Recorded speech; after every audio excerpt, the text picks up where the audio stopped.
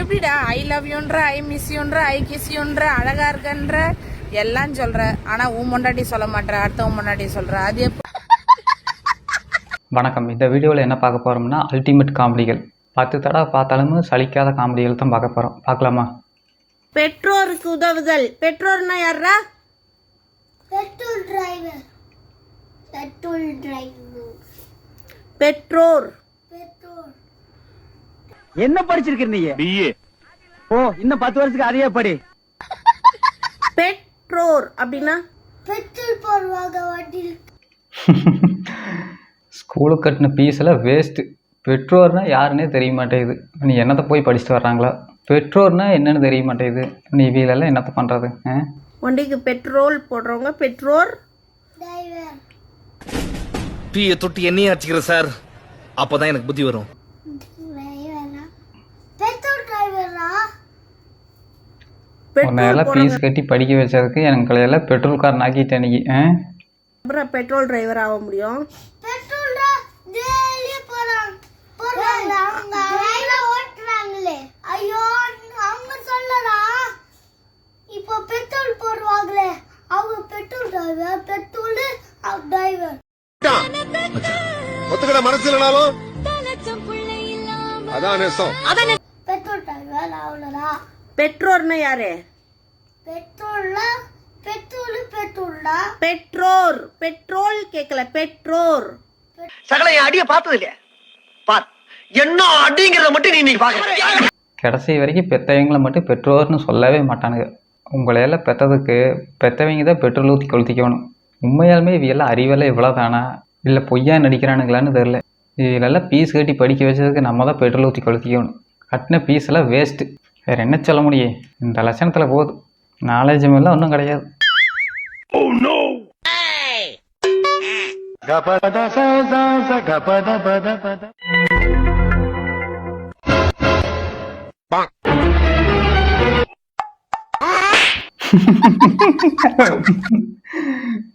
நான் கூட கடைசியில் கொஞ்சம் கொடுப்பான்னு நினச்சேன். சின்ன வயசில் நம்மளுக்கு கிடைக்காது, இப்போ இருக்கிற பசங்களுக்குனாச்சும் கிடைக்கிட்டு அப்படின்னு நினச்சி நம்ம ஒரு பொருளை கொடுப்போம். அப்படின்னு நினச்சி தான் கொடுப்பான்னு நினச்சேன். ஆனால் சின்ன வயசில் இவன் என்னத்தை வாங்கினானோ அதைத்தான் கொடுக்குறான். நம்ம என்ன கொடுத்தோமோ அதுதான் நம்மளுக்கு திரும்பி வரும். இவனுக்கு என்ன கிடைச்சா அதைத்தான் இவன் திருப்பி கொடுக்குறான். நம்ம ஆள் புத்திசாலித்தனத்துக்கு அளவே இல்லை. வீடியோ பார்த்துட்டு அதே மாதிரி வேணும்னு நினைக்கிறேன்.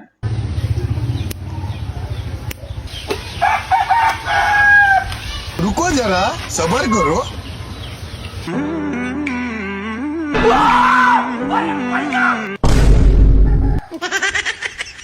நக்கு செத்த பையல. நீ வெளியே வரைக்கும் சொடக்கு போட்டாலும் உனக்கு அந்த மாதிரி வராது. எதுவுமே ஒரு முயற்சி தானே. முயற்சி பண்ணி பார்த்துக்கிறாங்க, முடியல, அவ்வளோதான். பாய் பாய், டாடா, குட் பாய். ஒரு வேளை வந்திருந்தா முயற்சி பண்ணி பார்த்துக்கிறானுங்க, முடியாமல் போச்சு, அவ்வளோதான். வேற ஒன்றும் இல்லை.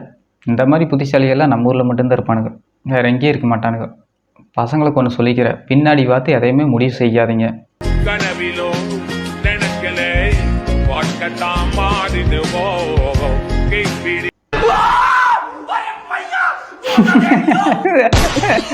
ஓடிட்டான்டா, தெரிச்ச ஓடிட்டான் போ. இப்பெல்லாம் இன்ஸ்டாகிராமில் முக்கால்வாசி இந்த மாதிரி தான் தெரியுதுங்க. எல்லாம் ஃபில்டரையும் போட்டு பார்க்குறக்கு கன்றாவியாக இருந்தாலும் ஃபில்ட்ரு போட்டு நல்லா பக்கா வந்துடுறாங்க. பக்கா வந்து பட்டை கிளப்பிட்டும் போயிடுறாங்க. அதுதான் பின்னாடி பார்த்து எதையுமே முடிவு செஞ்சிடாதீங்க. நீங்கள் லவ் பண்ணுற பொண்ணு ஃபஸ்ட்டு பொண்ணான்னு பார்த்துட்டு லவ் பண்ணுங்க.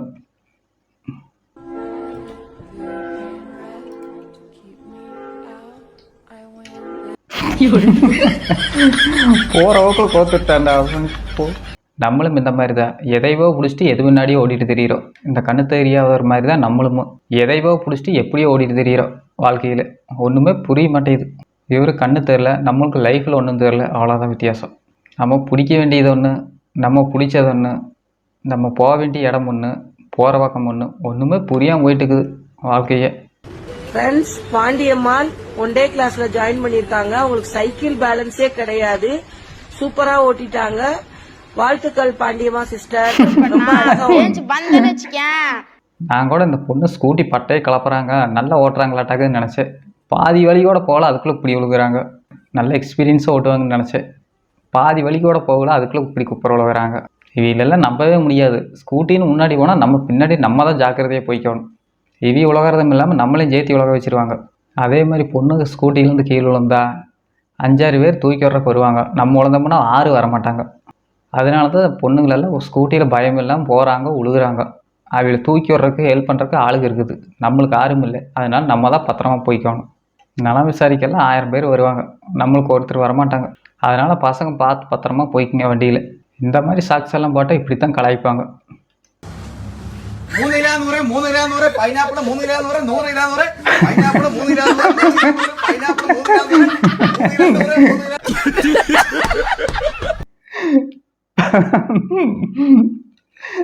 இந்த மாதிரி சாக்ஸ் எல்லாம் போட்டு அப்புறம் இப்படி தான் கலாய்ப்பாங்க. சாக்ஸ் எந்தெந்த மாதிரியெல்லாம் டிசைன் வந்துருச்சுன்னு பாருங்க. சாக்ஸ் பைனாப்பிள், ஆப்பிள், வாழைப்பழம் இப்படியெல்லாம் வந்தால் கலாய்க்காமல் என்ன விடுவாங்க. 3 கிலோ 100, 3 கிலோ 100, 3 கிலோ 100 இதை வாங்கிட்டு போயிட்டே இருங்க. வேறு எந்த டிசைனுமே கிடைக்கிறதில்ல. அதனால இந்த மாதிரி எடுத்து போட்டுடுறாங்க. வேறு என்ன பண்ண முடியும்? रुको जरा सबर करो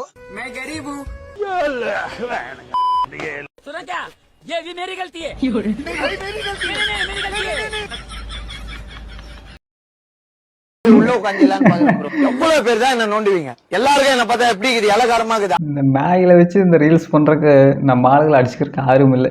நாயை வச்சு, கோழியை வச்சு, பூனையை வச்சு எல்லாத்தையும் வச்சு ரீல்ஸ் பண்ணுறதுக்கு ஆரம்பிச்சிட்டாங்க. உண்மையாக அதுக்கெல்லாம் வாயிருந்து இதே மாதிரி தான் சொல்லு. மென்டல் டார்ச்சர் தாங்கவே முடியல. ஏதோ ஒன்று பண்ணிட்டு ஓயிடலாம்னு இருக்குது. அந்த மாதிரி தான் பேசிட்டு இருக்க மாட்டேங்குது நாய்களே. இந்த மாதிரியெல்லாம் தொல்லை பண்ணிட்டு இருந்தால் நல்லவன் கூட உண்மையாக கெட்டவன் ஆயிடுவேன். இந்த மாதிரி தான் முக்கால்வாசி பேர் இருக்கிறாங்க நாட்டில். கொல்ல பேரை போற வழியில ஏத்திட்டு போயிடும். வார ஆள்னி போய் ஏத்திட்டு போகணுமா? ஆமா, உனக்கும் வெடுக்குன்னு இருக்கு போலுக்கேனா? இல்ல நான் தெரியாம தான் கேக்குற பையப்புள்ள. இந்த பொண்ணுங்க விஷயம் வந்தாலும் என்ன அவனுக்கு ஒரு துருதுருப்பு? ஆளு கீழு ஆளை ஏத்துறோம் கீழே ஏத்துறோன்னு பிரச்சனை வராதுல்ல அப்புறம்? அதெல்லாம் ஒரு பிரச்சனை வராது. ஏன் ஆளுதான் ஆளா சரி. தனிக்க பாருங்க ஆளு. இவளா? இவதான் எப்படி?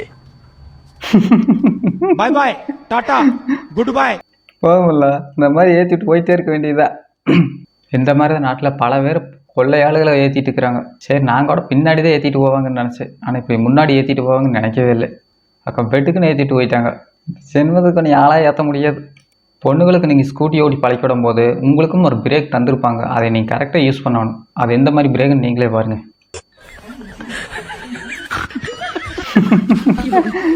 இந்த பிரேக் போட்டீங்கன்னா தன்னால் நிற்க வண்டி.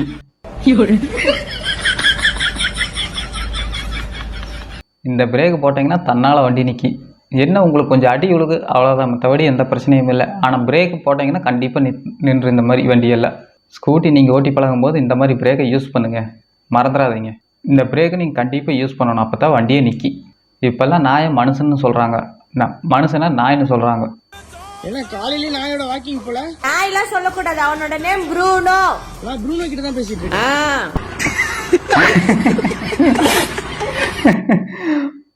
இப்போல்லாம் மனுஷரை நாயின்னு தான் சொல்கிறாங்க, நாயை மனுஷன்னு சொல்கிறாங்க. இப்போ காலமே அப்படி தான் போயிட்டுருக்குது. இப்போல்லாம் எந்த மனுஷனுமே திட்டுறதுன்னா நாயின்னு தான் சொல்லி திட்டுறாங்க. ஆனால் நாய்க்கு எல்லாம் மனுஷன் பேரை வைக்கிறாங்க. நாய்க்கு இருக்கிற மரியாதை கூட மனுஷனுக்கு கிடையாது. கடையில் எப்பவுமே பொண்ணுங்களை வேலைக்கு வைக்கணுங்கிறது எதுக்கு தெரியுமா? ஏன்னு இந்த வீடியோ பார்த்து தெரிஞ்சுக்குங்க.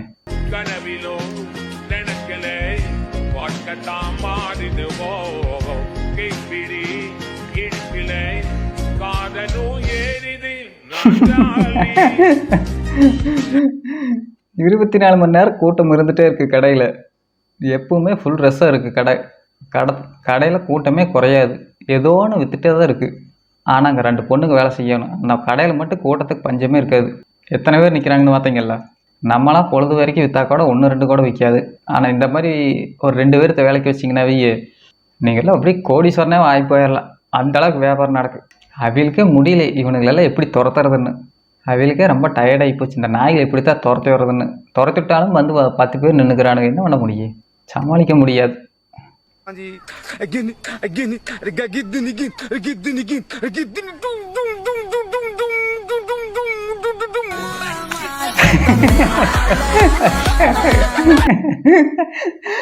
நானும் அப்படியே பிடிச்ச பார்த்துட்டு இருக்கிறேன். அவ்வளவே நோண்டி போட்டோ எடுத்துட்டு இருக்கிறேன்.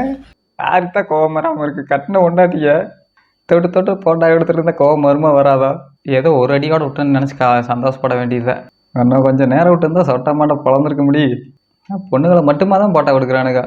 பசங்களும் எடுக்கவே மாட்டேங்கிறானுங்க. அப்புறம் அடிக்காமல் என்ன பண்ணுவாங்க பாவம். இவளுக்கு சிரிப்பு தாங்கவே முடியல.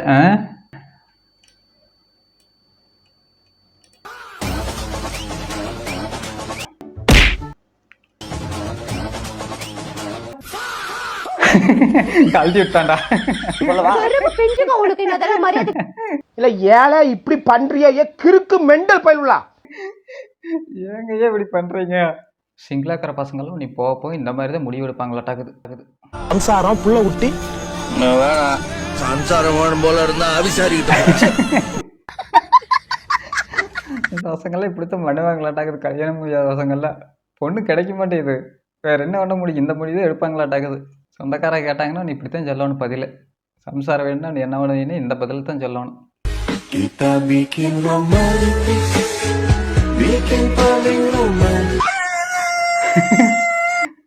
ஆனால் முன்னாடியே சொன்ன மாதிரி ஃபஸ்ட்டு பின்னாடி பார்த்து மட்டும் முடிவு பண்ணிடாதீங்க, முன்னாடியும் பாருங்கள்.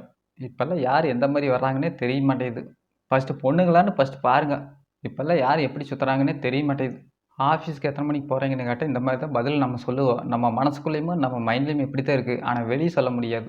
காலையில எத்தனை மணிக்கு வேலைக்கு போவீங்க? இங்க இருந்து ஸ்பாட்ல இருந்து நாங்க கிளம்ப 9 மணிக்கு போவோம். அங்க போறதுக்கு 9 ஆகும் 10 மணி ஆகும். தூரம் தொலைவு பொறுத்து இருக்கு. அதுக்காண்டி எனக்கு 9 மணிக்கு ஸ்பாட்ல வந்து நில்லுண்டா நிக்க முடியாது. அப்படி நிக்கிறதுக்கு அவன் வீட்டுக்கு கடந்து நின்றுக்கிறேன்னு அங்கனையே. முதலாளியும் மேனேஜரா இந்த மாதிரி கேட்டாங்கன்னா நம்ம மனசுக்குள்ள இந்த மாதிரி தான் மைண்ட் வைஸ் ஓடிட்டு இருக்கு. 9 மணிக்கு வர சொன்னாலும் நீ தான் வந்து நின்றுக்கணும், நாங்கள் நிற்க முடியாது. எவ்வளோ தூரத்தில் இருந்து வந்துட்டு இருக்கிற உனக்கு 9 மணிக்கு வர முடியுமா? அதெல்லாம் தூரம் தொலைவு பொறுத்து நாங்கள் வர முடியும். உன்ற சௌரியத்துக்கெல்லாம் வர முடியாது. அப்படி வர மாதிரி இருந்தால் நீ தான் வந்து நின்றுக்கணும்.